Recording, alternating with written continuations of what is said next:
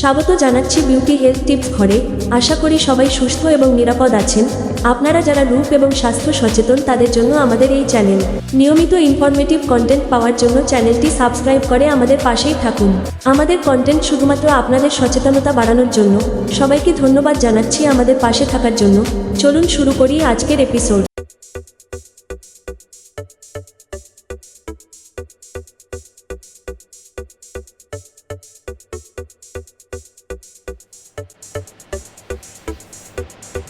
চিনি ছাড়াই মিষ্টি স্যুপ।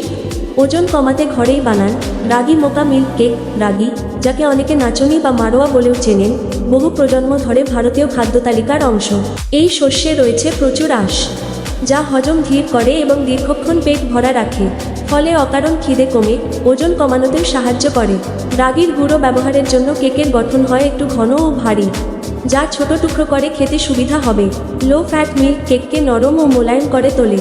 তার সঙ্গে কফি ও কোকোর মিশ্রণের সঙ্গে গুড় বা খেজুর বাটা চিনি না থাকলেও স্বাদে একটুও ঘাটতি পড়ে না। চিনি ছাড়াই মিষ্টি স্যুপ। ওজন কমাতে ঘরেই বানান রাগি মোকা মিল্ক কেক। মিষ্টি খেতে ইচ্ছে করছে, অথচ ডায়েটের কড়া শাসন, এমন দ্বন্দ্বে অনেকেই পড়েন। মিষ্টির জন্য যাদের মন খারাপ তারা বানাতেই পারেন রাগি মোকা মিল্ক কেক। চিনি ছাড়াই পাবেন মিষ্টির স্বাদ, আবার বাড়তি ক্যালোরির ভয়ও নেই।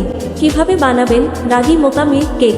উপকরণ খুবই সাধারণ। রাগির আটা আধ কাপ, লো ফ্যাট মিল্ক লাগবে 1.5 কাপ, সামান্য কফি ও কোকো গুঁড়ো, গুড়ের পাউডার বা খেজুর বাটা, এলাচ, 1 চিমটি খাবার সোডা ও নুন। প্রথমে দুধ গরম করে তাতে কফি কোকো পাউডার মিশিয়ে নেবেন। তারপর ধীরে ধীরে রাগি মিশিয়ে নাড়তে হবে যাতে দলা না বাঁধে। ঘন হলে এলাচ, লবণ ও গুড় বা খেজুর বাটা মেশাতে হবে। শেষে খাবার সোডা দিয়ে ভালো করে নেড়ে ঘি মাখানো পাত্রে ঢেলে আধ ঘন্টা রেখে দিলেই তৈরি রাগি মোকা মিল্ক কেক।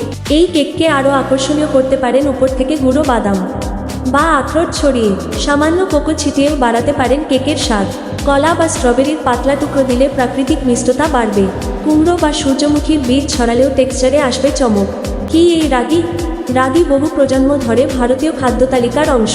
এই শস্যে রয়েছে প্রচুর আঁশ, যা হজম ধীর করে এবং দীর্ঘক্ষণ পেট ভরা রাখে, ফলে অকারণ খিদে কমে ওজন কমানোতেও সাহায্য করে। রাগির গুঁড়ো ব্যবহারের জন্য কেকের গঠন হয় একটু ঘন ও ভারী, যা ছোট টুকরো করে খেতে সুবিধা হবে। লো ফ্যাট মিল্ক কেককে নরম ও মোলায়েম করে তোলে। তার সঙ্গে কফি ও কোকোর মিশ্রণের সঙ্গে গুড় বা খেজুর বাটা চিনি না থাকলেও স্বাদে একটুও ঘাটতি পড়ে না। শিশুদের জন্যও এটি উপযোগী, তবে ছোটদের ক্ষেত্রে কফির পরিমাণ কম রাখা ভালো। ফ্রিজে এয়ারটাইট পাত্রে রেখে 2 দিন পর্যন্ত ভালো থাকে। তাহলে রেসিপি তো জেনেই নিলেন, চটপট বানিয়ে ফেলুন রাগি মোচা মিল্ক কেক।